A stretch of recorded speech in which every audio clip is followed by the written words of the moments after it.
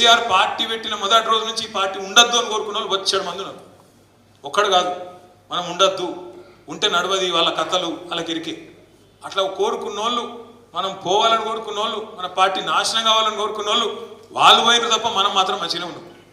2 ఎలక్షన్లు తెలంగాణ వచ్చినాక మననే గెలిపించారు ప్రజలకు మనం రుణపడి ఉండాలి. 10 ఏళ్ళు మనకు అవకాశం ఇచ్చింది.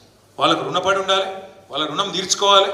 రుణం తీర్చుకోవాలంటే తప్పకుండా ప్రతిపక్షంలో ఉన్న వాళ్ళకి సేవ చేస్తూనే ఉండాలి, ప్రజల తరపున కొట్లాడుతూనే ఉండాలి.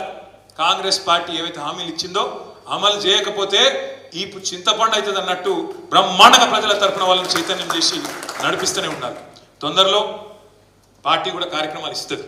మనం ఆగినాం ఇన్ని రోజులు, ఎందుకంటే ఎగిరిత పడద్దు, తొందర పడద్దు, బాగుండదు అని ఆగినాం.